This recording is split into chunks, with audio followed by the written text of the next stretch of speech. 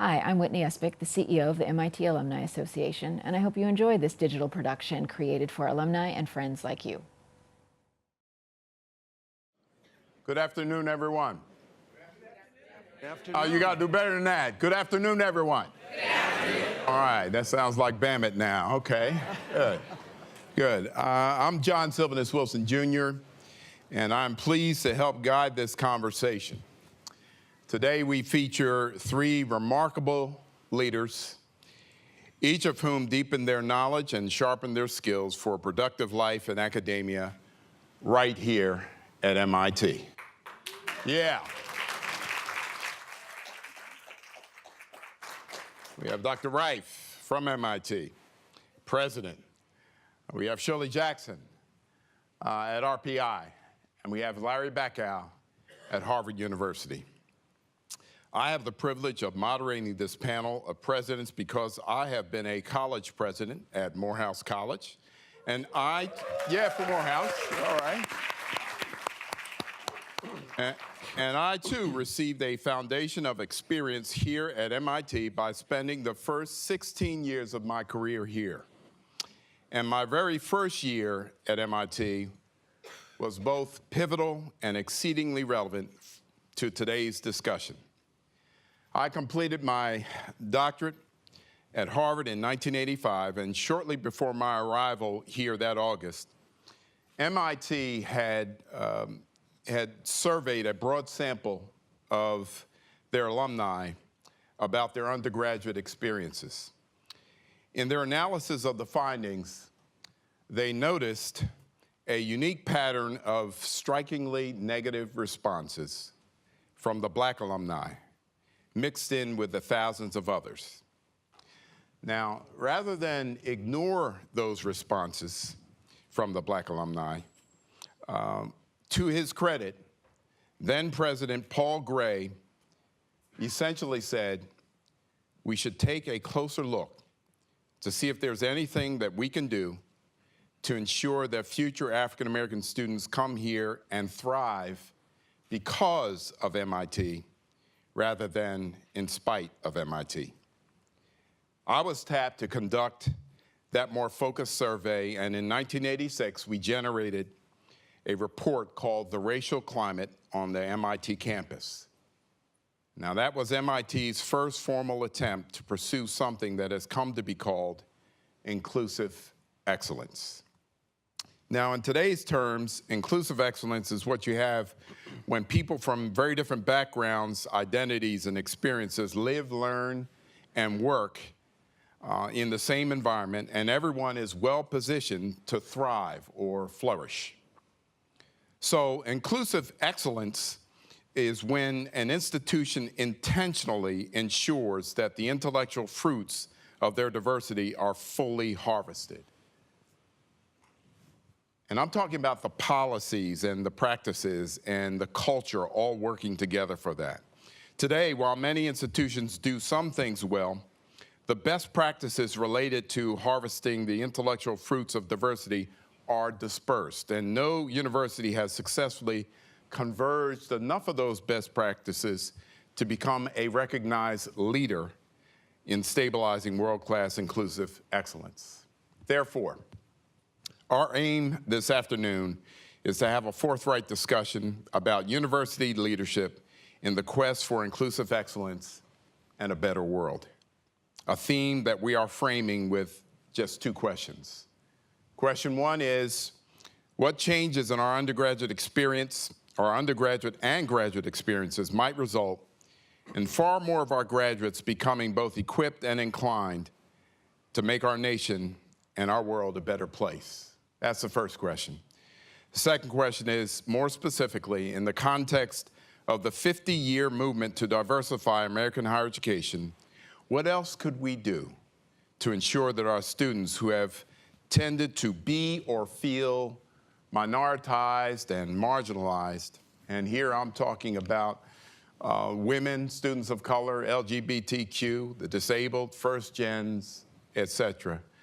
What must we do to ensure that they are able to flourish and thrive on a campus that deliberately and aggressively optimizes inclusive excellence?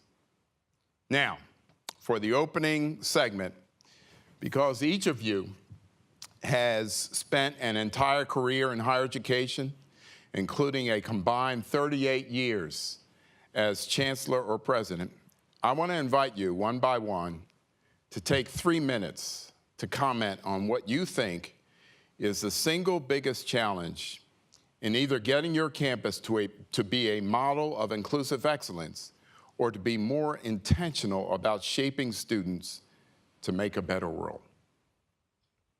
Why don't we start with Dr. Reif, since he's the host. Me? Why don't we start with President Jackson? He's right here. Okay. Well, first of all, I'm just delighted that we're all here together. It's a milestone celebration, and it should be celebrated with the respect and all the attributes that we can offer it. So just that fact that we are here means a great deal to all of us and to me personally. And to have two extremely busy people who mean so much to MIT, President Jackson and President Baco here with us, is really a terrific honor. And I'm just delighted to be here with them in front of you. By the way, 2 things about these 2 individuals next to me.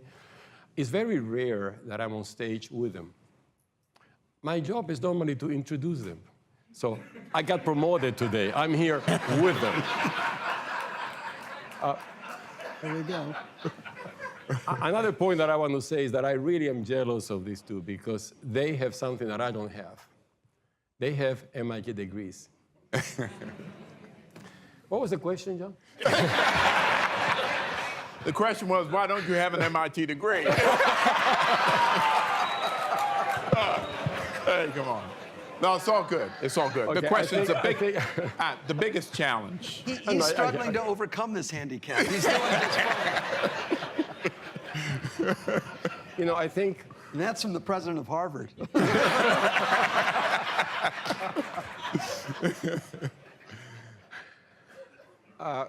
In my view, I think the biggest challenge we have... First of all, let me just make one point, which I love the way you introduced the subject about inclusive excellence.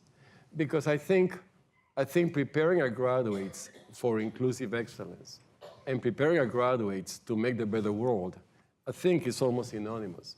I mean, you have to understand the meaning of inclusive excellence to make a better world. Mm-hmm. So those, I love the way you presented it because I think those 2 are perfectly aligned. I think to me the biggest issue for us to get there is really, I don't know how to say it properly, but it's about critical mass. We need to have enough people representing inclusive excellence in order to practice inclusive excellence. So we need, in particularly, it starts with having more faculty that are diverse and inclusive. And I think that is the issue. That is the biggest issue. That's the biggest issue to overcome. And how we get there is the challenge. And maybe we'll even get to that in a subsequent question. But we can say a lot of things about it. But it starts, it ends at that point. Mm-hmm. Dr. Jackson. Well, you know, it's nice to not be the underrepresented minority.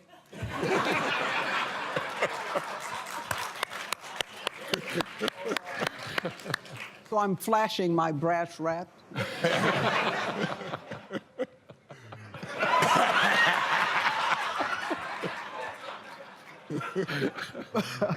But in all seriousness, you know, I totally agree with President Reif.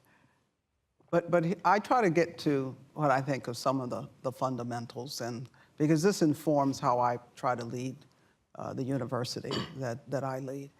And that is the following, that the actual lived experience of the students we attract and enroll and of our faculty, those experiences are different, the lived experiences. And then when one plays that difference in lived experience against the cacophony of voices and the social media amplification of the world, which then can play into a kind of siloing, ironically, for all of our connectivity, can lead to more easy typecasting and even stereotyping because of and with social media. And then you play it against, in our institutions, how hard people work, how focused they are on what they do. Then this idea of inclusiveness and inclusive excellence is a challenge, because everyone in our institutions, every person is focused on excellence. But they don't know what inclusiveness means. So we pride ourselves on being a representation of the world at large.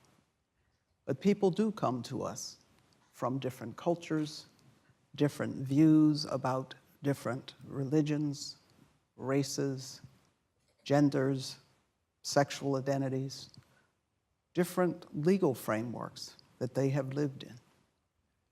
And we bring them here. And then what happens? And so I'm one who says the challenge is, how do we introduce intentionality into defining and having the lived experience be more shared in terms of how we operate our universities, without taking away from the kind of freedom that people come to the university for in the first place. And that is what I hope we spend a little more time talking about today. Dr. Becker. Well, first let me say thank you for including me on this panel and inviting me home. And I do mean that when I say inviting me back home. This is a place which has been very important, not just to me, but to my entire family. It's wonderful, actually, to look out in the audience and see former students, former classmates of mine, former colleagues from the faculty and staff. So it's great to be back here at MIT, and especially to talk about this issue. So my strategy in dealing with almost any issue as president is to try and make my problem other people's problems. And it's a particular challenge dealing with this issue, to get others to take ownership of this issue, to not want to just lay it at our feet and say, this is your problem to solve or your problem to solve. And my response is no, we are members of one community, and we all have to take ownership of what it means to be a member of this community. And if it's just our problem, we have failed, because we can't be everywhere. And while we can recruit faculty, recruit staff, and recruit students, as Dr. Jackson says, we can't personally account for the lived experience of those people. And often it seems like we are being placed in a position where, let's face it, people are sometimes behaving badly towards other people. Mm-hmm. And we're the ones who are being asked to fix it. And sometimes it's students behaving badly towards other students, and instead of engaging students in this conversation about what's their responsibility to create an environment in which everybody feels welcome, in which everybody feels included, in which everybody feels that, in fact, they can be their best self, that they can thrive. Instead of doing that, people often want to just sort of say, it's yours. Mm-hmm. And so I think one of the biggest challenges that we face in making real progress is to get everybody in the organization to understand that this is, in fact, a collective responsibility. It's great. I want to thank you for those responses. I want to now look back and kind of get a sense of the history of this. All three of your campuses in 1969 were overwhelmingly white, and overwhelmingly so. And 1969 was the year when the first spike in the minority presence happened. And it was triggered by one thing. I like to say a Morehouse man, but the death of a Morehouse man. Martin Luther King is shot in April '68. Well, all of those campuses and other campuses had just admitted their classes. So September '68 was too soon. They spent the next year recruiting in places they had never been before, inner cities, predominantly black high schools. And 1969, on all of these campuses and then some, the minority presence went 10x, starting then. And this is the famous September that Skip Gates talks about. It's when he started at Yale. He said, boy, last September there were 6 African Americans in our class. There are 60 in my class right now. It was 10x at Yale and all these other places. We have now, starting in 1969 and seasoning over that decade, and now kind of steady state with some upticks, we're now turning to inclusive excellence. We've gotten diversity. We're not finished with diversity, but we're trying to sharpen now. How do we harvest this? You've talked about a big challenge, but I would like to know from each of you, if you had a magic wand to wave, what 2 or 3 things, beside what you've mentioned, would you change on your campus that might get RPI and MIT and Harvard to leap ahead and become exemplary in terms of inclusive excellence? What 2 or 3 challenges do you think let's go with you first, Dr. Jackson. Well, I try to look at those things that are impinge on us from the outside and from history, which I cannot change, but you did ask about the magic wand. Mm-hmm. And then I try to look at those things that are internal to us that I think a leader can have some influence on. So if I think from the outside and waving a magic wand, you know, a lot of for underrepresented minorities, let me start there, and even for first-generation Americans, the lived experience is different because of economic position. Mm-hmm. And there have been a spate of articles recently, but it's been true for a long time, that the relative wealth of African American and to a slightly lesser extent Latino families is quite substantially different from the majority population. And a lot of people don't understand that some of this is very historically linked, because you had things like, and my husband is a veteran, he's a Vietnam veteran, that a lot of people don't understand that coming out of World War II, where 1 million African Americans served, that the GI Bill virtually didn't apply to them. And you say, well, why was the GI Bill important? It was important because it supported higher education and vocational training. It was important, especially because there were VA-backed mortgages that allowed the returning veterans to get into home ownership.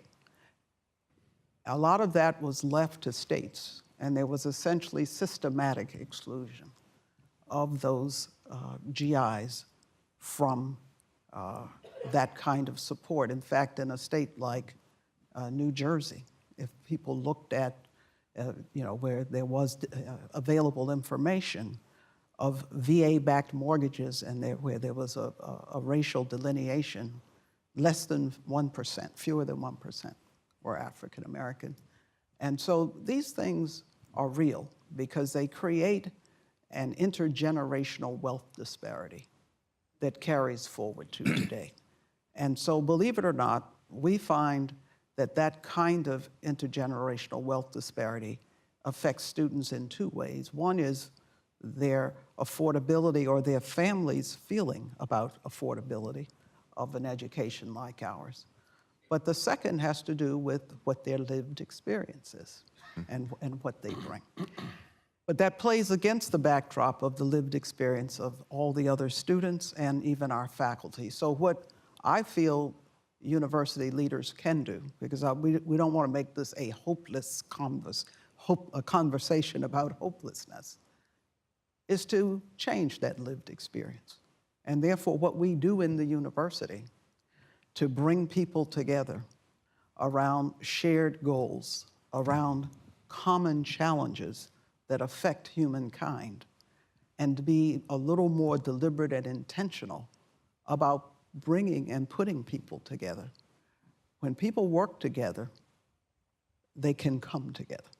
And so we actually focus in university-wide agendas on the great global challenges, including human health and disease mitigation, on water, energy, and food security. And so we have a big project that we call it the Jefferson Project at Lake George. Lake George is a very beautiful body of water. I don't want to take too much time. But we actually have created a data-driven, science-based approach to freshwater conservation. And we bring students together and faculty across disciplines and so on, and to really work on what are stressors. And then now we're taking that out to other bodies of water that affect communities where they are. And so that's how we as a technological university can create, based on what people come to us to study and research, a kind of lived experience that plays into global challenges, but that affects people across cultural boundaries. Larry, what would you change that might accelerate our progress toward inclusive excellence on these campuses? Well, so if you give me a magic wand, and I can only use it once, I think I would change the coarseness of public discourse in the country more broadly, because it is seeping into all of our campuses and affecting what's going on as well. And you know, we're swimming against a really strong tide. I'll tell a true story from just a couple weeks ago. I assume somebody in this audience must be a Harvard alumnus. So, any Harvard alumni? Okay. Those of you who are. People want to confess it. That's right, keep your hands down. The Harvard alumni in the audience got an email from me the week before the lawsuit started downtown. As most of you know, we've been defending against a lawsuit which is challenging the fundamental basis of affirmative action, and not just affirmative action, but really the ability of colleges and universities to consciously construct their classes so that we can create what we believe is the best possible learning environment, which we know occurs through diversity. Right? That's what's at stake in this lawsuit. So the week before the case went to trial, I sent an email to the entire Harvard community, including all of our alumni. So this goes out to 350,000 people around the world. And in it, I say, here's what the lawsuit's about. You know, let me be clear, we're not illegally discriminating against anybody, explain why. But then I went on to say, but look, I realize that different people may have different points of view. By the way, this is a very divisive issue among the Asian American community. And it's being used by the plaintiffs as a wedge issue for them, because they're trying to argue that we are discriminating against Asian Americans in the way in which we're doing admissions, which we're not. So I said, I recognize it's different people may have different points of view. We're a community. We were a community before this lawsuit started, and we're going to be a community after this lawsuit is over. What kind of a community we are will be determined by how we treat each other over the next several weeks. So let's try and, you know, we're a university, let's have the conversation, but let's do it with civility and respect. What shocked me was how many angry responses I got from Harvard alumni, you know, to a plea for civility. Okay? I kid you not. You know, and people came back, and they, you know, some saying, well, you know, clearly, I won't quote some of them about, you know, when I said we're not discriminating, but it's sad in an environment in which one sort of makes a point, admits that there may be other points of view, pleads for civility, and then gets hammered in response. So I think that's the world that we live in these days, and it makes it really, really hard to try and sort of move the ball down the field on our campuses on issues of inclusion and belonging, in part because everybody is is being labeled. Everybody is so quick to judge. My inaugural address, I made a point of saying we need to be quick to understand and slow to judge. But we're doing exactly the opposite. So if I've got a magic wand, that's what I would use it for. Dr. Reif. Well, John, you got excellent answers already. I don't have much to add to that. Let me just say a couple of quick things. One is, boy, I do wish I had a magic wand. There is no week that goes by in my office that I don't wish I had a magic wand. But more seriously, I think to make progress faster, what I really would like ideally is very hard for a majority individual to really understand what minorities go through. It's impossible for a majority individual to be in the shoes of a minority person, no matter what he or she says. And very often I wish, the magic one, I wish that every single person at MIT in the position of responsibility gets shipped for a sabbatical year in a place in which they are a minority to experience what it is to be a minority. Because we believe we know what it is obvious, but it's just impossible. And that experience would really open up the eyes of many people to really understand what needs to be done and how. Good. I'm going to ask one more question, and then I know we're getting some questions from the audience, so I'm going to turn to those. But before I ask one more question, I have a public statement of gratitude for MIT, not just because I started my career here, but you were, and when I was in graduate school at Harvard, you enrolled a woman that I married. And her name is Dr. Carol Espy Wilson, 2 master's degrees, and the first black woman to get a doctorate in electrical engineering from MIT. Here she is. Stand up.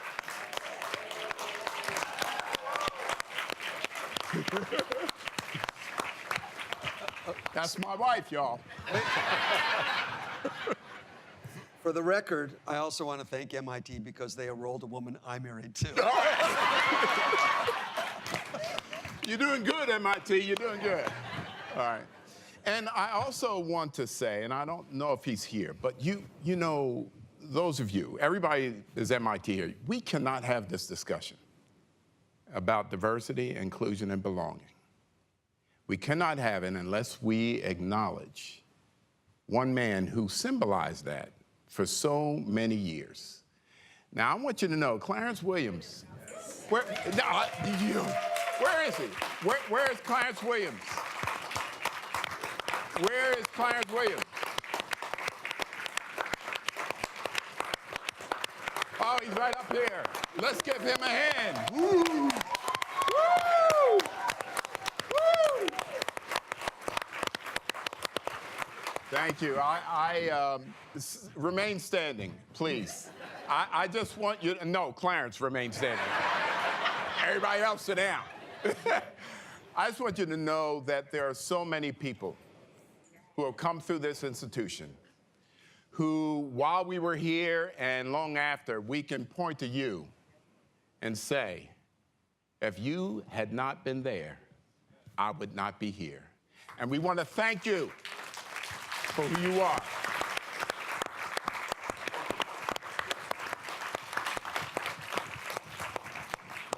So now, before we turn to the questions from the audience, I want you to each imagine that we're now in the year 2050, and your campus has fully optimized inclusive excellence built on a foundation of diversity. I want you to say a few things about how your campus looks and functions and how some of the specific highlights of your particular legacy will help to realize the vision that you have in this area. What do you hope your legacy will be? What will happen on your watch as president that you think you'll be proud of that's still here in 2050 and on the road ahead? Any one of you wants to go first on that one? All right. So I would say, I want us to model the behavior that we would hope to see in the rest of the world. I would like Harvard to be the place where people are able to have difficult conversations, in which they're able to engage on difficult topics, in which students can come to Harvard and figure out who they are. Fundamentally, I think college is about figuring out who you are intellectually, who you are socially, who you are spiritually, who you are, in some cases, in terms of your sexual identity. It's about figuring out who you are. That's a messy, complicated process, and it always will be. So we shouldn't assume that if we do everything right, people still aren't going to struggle, because that's what college ought to be about. It's coming to grips with not just difficult problem sets, but it's coming to grips with figuring out who you are. We discover who we are in many cases, and again, this is why we embrace diversity, because we never figure out who we are if we're always only among people who are just like us. Yeah. So I would hope that Harvard would be the kind of place where that can happen, and that people can take those experiences and go forth in the world and sort of say, no, it happened here. If it can happen here, it can happen elsewhere. So that would be what I would. That's great. Rafael, what are your hopes for MIT? What do you see? Well, I think two things come to mind. First, 6 years ago when I was inaugurated, I included a sentence in my speech that said that my biggest wish for my tenure is that by the time MIT is selecting its next president, these kinds of conversations were unnecessary, because everybody here feels that they have the same access to the same opportunities as everybody else. 6 years went by. I have to thank one person in the audience, Professor Ed Bertschinger. Would you please stand up for just a moment?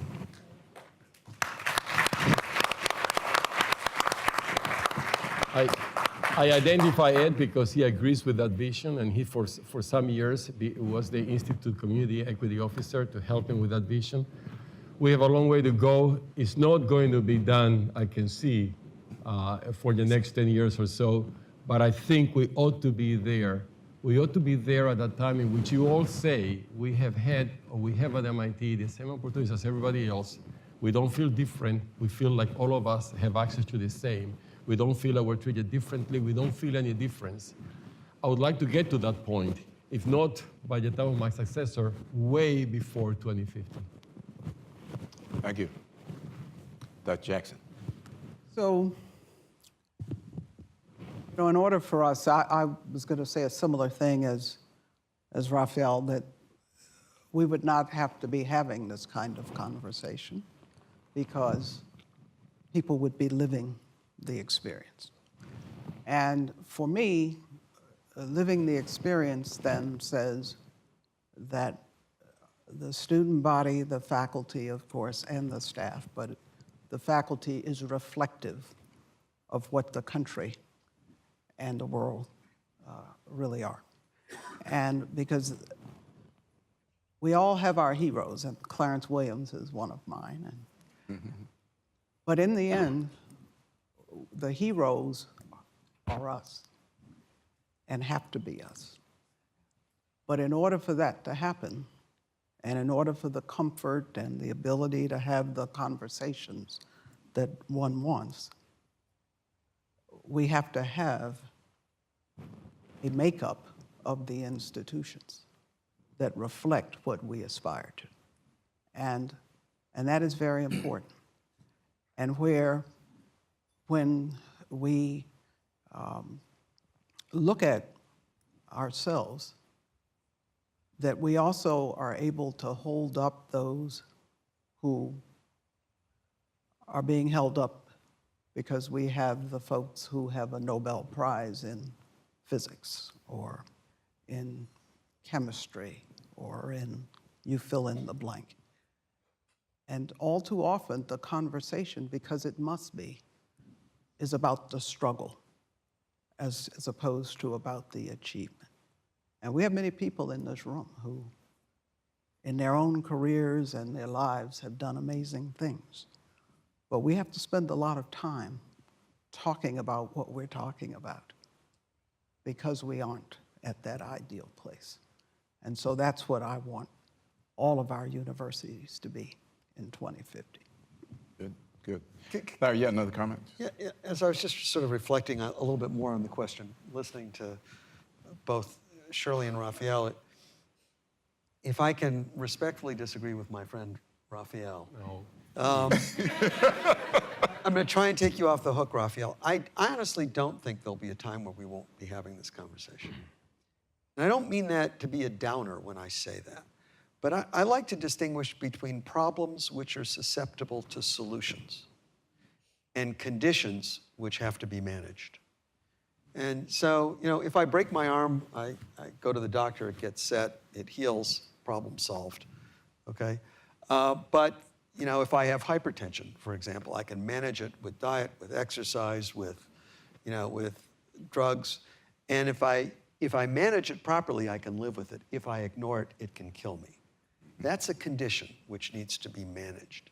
And I think given the broader society that we live in, and the fact that we do turn over our students every 4 years, that we should, you know, we're going to probably continue to have these conversations going forward. But we need to learn how to have them in the right way.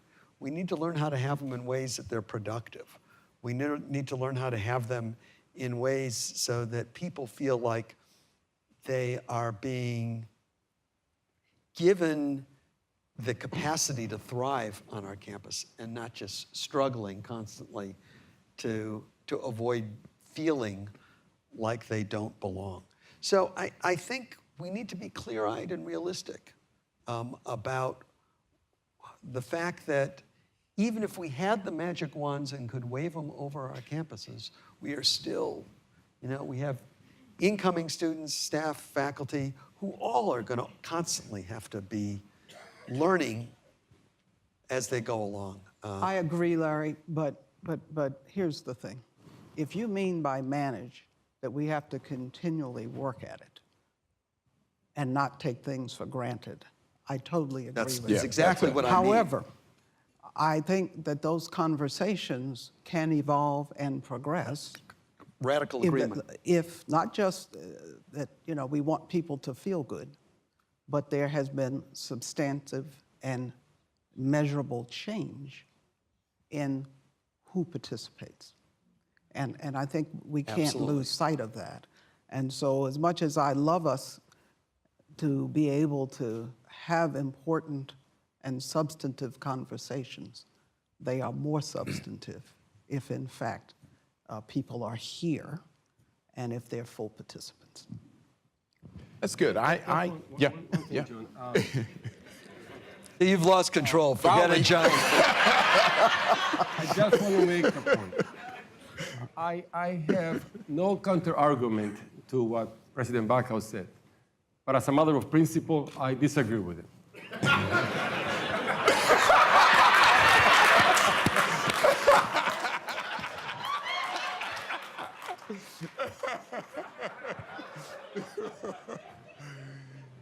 No. All right, all right. Now you understand why they put Shirley between us. Just remember, who is the physics graduate here? All right. All right. You know, I want you each.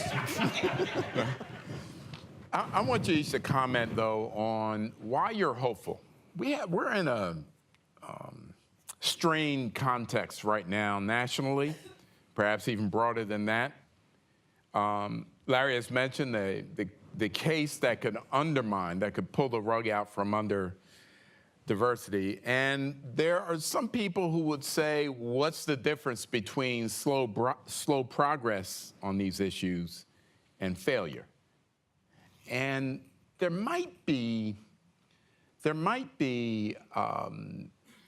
some benefit for you to talk about, even in a climate like this, what makes you hopeful that we're going to get through this period and that these institutions are going to reflect the values that we're talking about right now? What kind of hope can you give everyone gathered here that the expectation that they have, the dreams that they have for these institutions will be realized? Anybody got some hope to put on the table? Yeah. I just, Yeah. one observation that I can add to that point, and I'm extremely optimistic and hopeful. My concern is not about failure. My concern is about the rate of progress. I mean, there is progress. It's just a little bit too slow for the taste of many of us. But what is the evidence of progress and why to be optimistic? I mentioned for those of you who were yesterday, my remark and experience that I had with the leadership of the BSU and the Black Student and Graduate Association, BSGA.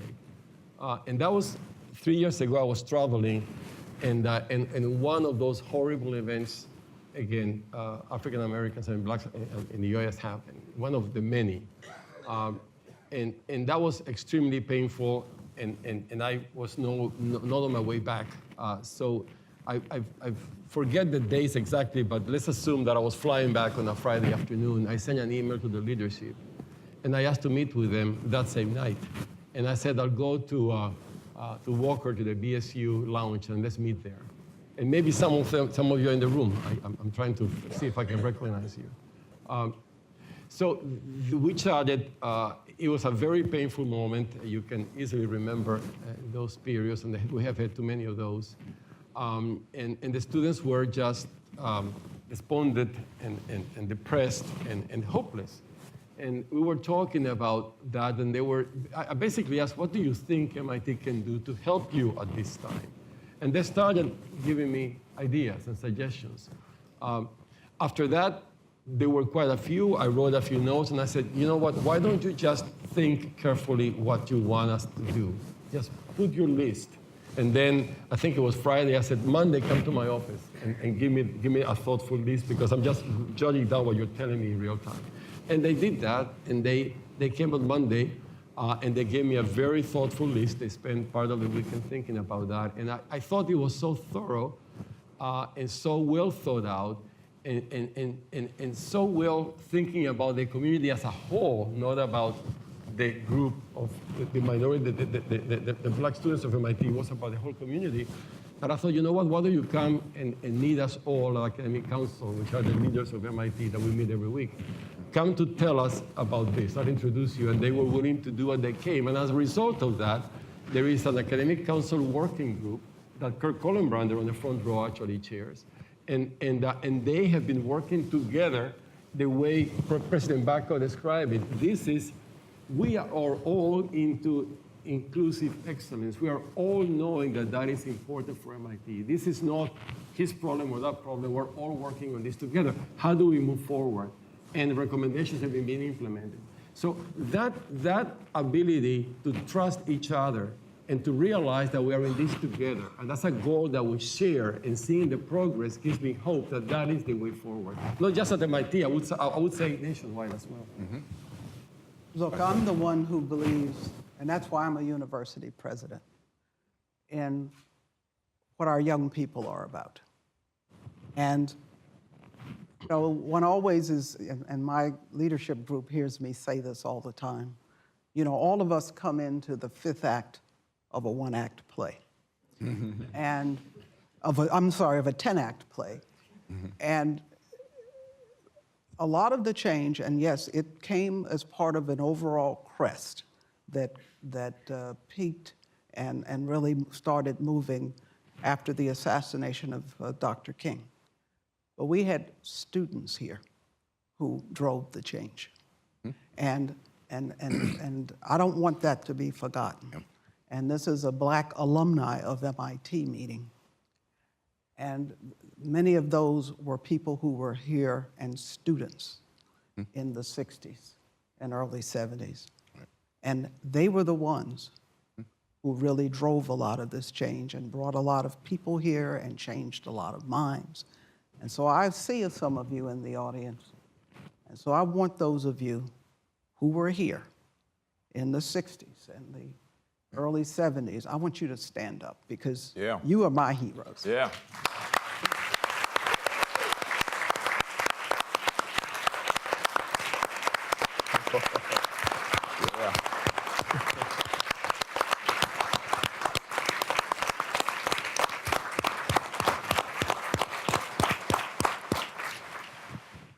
Thank you.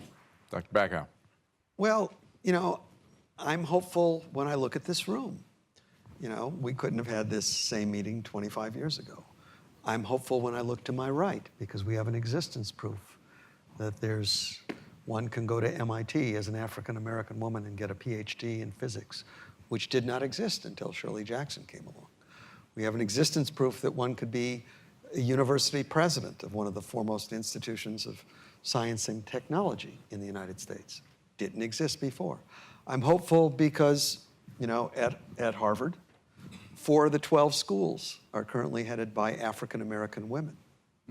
Faculty of Arts and Sciences, the School of Public Health, the Graduate School of Education and the Radcliffe Institute. A third of the members of the Harvard Corporation are people of color. That wasn't true, you know, 15 years ago. It wasn't true 10 years ago. So, you know, we are making progress. And I think that in some ways, the progress is easier, you know, at the highest levels where you only have to change a few people. It's pushing it down farther into the organization, which I think requires, you know, more and more persistence and work and effort on behalf of everybody. This is why I say we need to get everybody to own this agenda. But I want to second something that Shirley said. I mean, you cannot spend your life on a college campus, as we are privileged to do, without being inspired by the remarkable young people that we see every day. And therein lies the hope for the future. I mean, just amazing, amazing students who come to all of our institutions who are, I'm sorry, they're smarter than we were, you know, when we came. They're much more accomplished than most of us were when we were admitted to this place. And I'm in awe of not just what they've done, but what they want to do. And most of them really do want to change the world. And it does give one hope. And I want to give a shout out to MIT in a different way.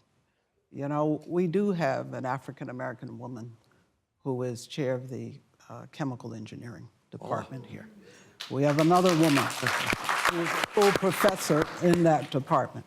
We have an African-American woman who is dean of the School of Humanities, Arts, and Social Sciences. But we've had others as well through the years. And so that is also what gives me hope.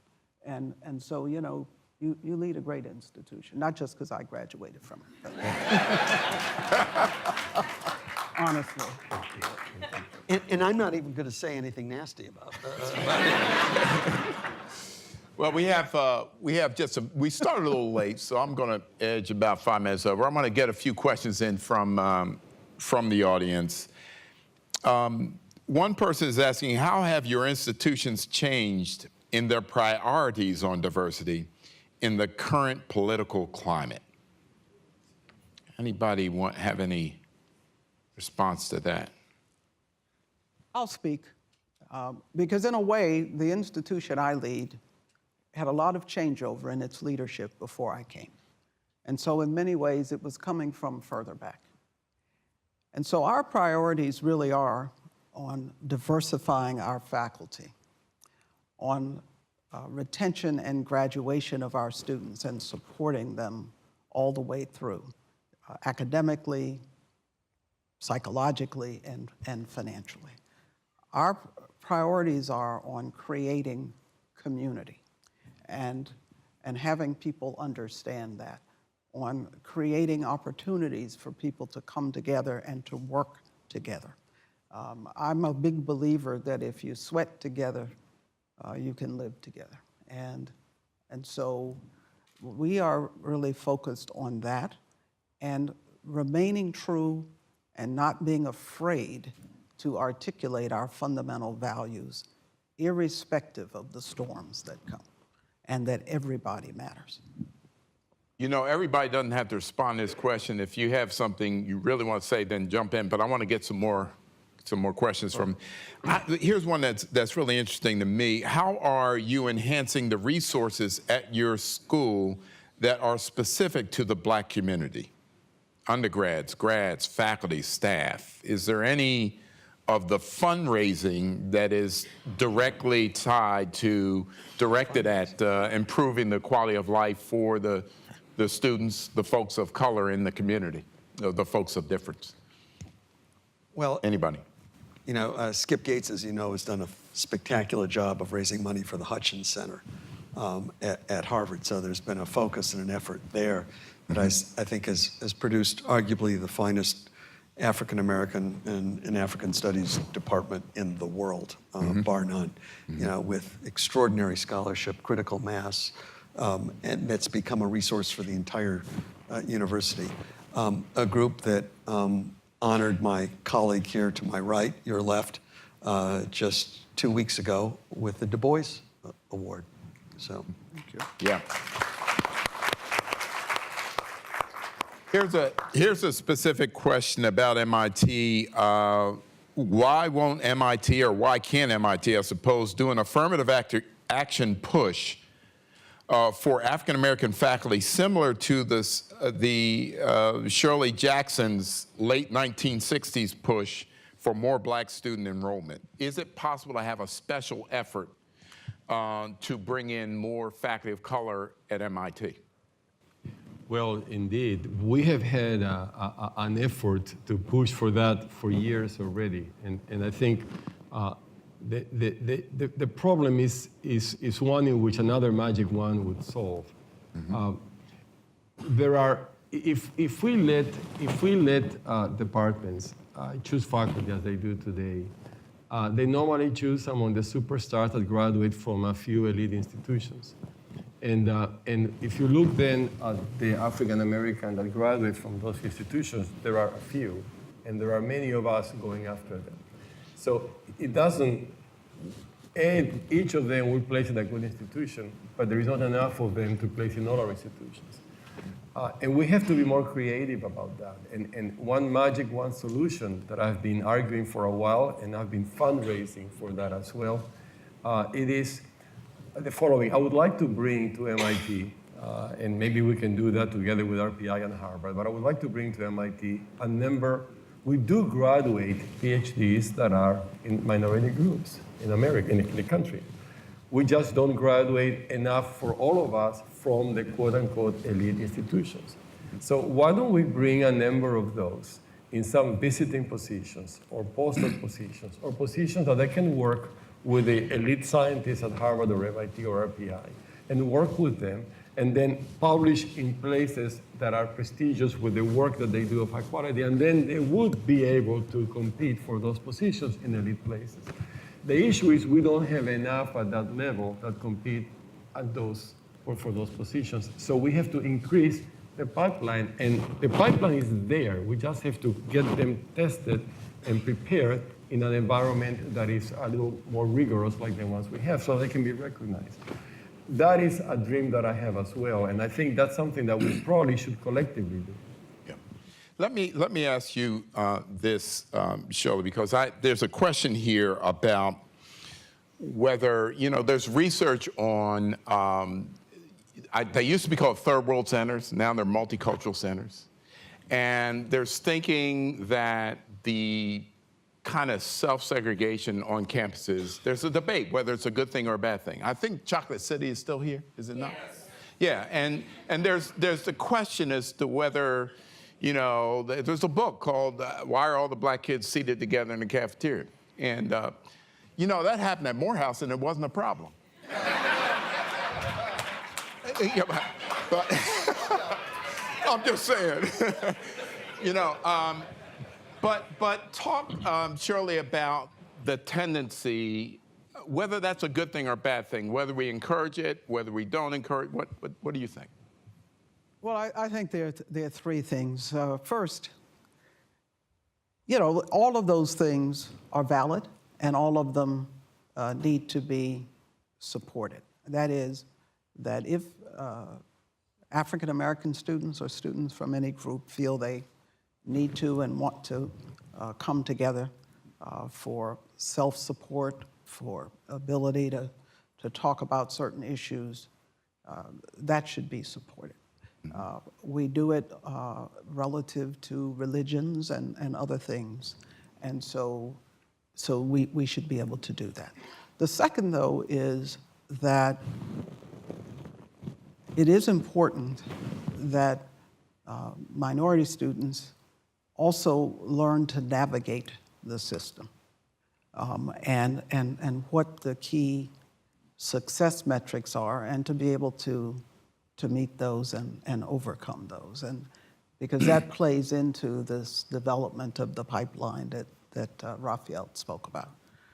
And the third is that in the end, we're going to all be in our lived experience camps unless we are deliberate about helping underrepresented minority students and women navigate the system, but also to be more intentional than most universities are willing to be about how we bring people together for shared experiences. So it's not, to me, an either or. So I want to thank each of you. This was meant to be a conversation not to cover every topic, every interest, but to kind of begin a conversation for each of these presidents on the respective campuses, obviously primarily focused on MIT, given that this is a BAMIT conference. I hope you have appreciated this conversation. It is time to wrap, but I want to leave you with something.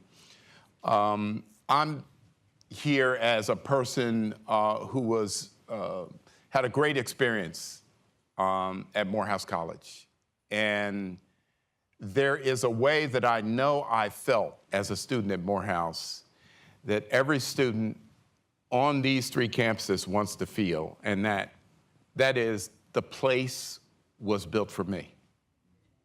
The place, the way they approached the education, made it optimal, an optimal environment for me to flourish. That's something I think Morehouse and other black colleges can teach these other institutions. And therefore, when I became president of Morehouse, I made good use of a quote from Mark Twain, because it was true for me and true for a number of the people who were there in my era at Morehouse, including Spike Lee, my classmate, and Jay Johnson, my classmate, and Samuel L. Jackson, a year ahead. And the quote is this: the two most important days in your life are the day you're born and the day you find out why. All right? Now, I had my second day on the campus of Morehouse College. And that's because Morehouse, and the way it approached educating us, was a second-day institution.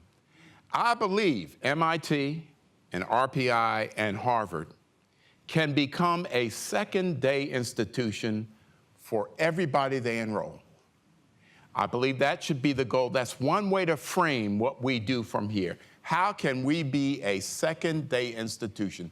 What do we need to do to change on our campuses, the way we approach the education, to make it so that we educate people in a way that they figure out why they're here, and then they go on a pathway to leave a profoundly important and positive mark on the world? If I didn't believe that, then I wouldn't have hosted this conversation here, all right? I believe that you all can go back, and Larry and I are going to go up the street to Harvard, and we're going to position Harvard. We work together. Yes, we do. We're going to position Harvard to be a second-day institution more so than it is now, and for your children as well. And Dr. Wilson, I do have to intervene a bit. Come on now. Now, I know everything flows from Harvard, but come see us All in right. Troy, New York.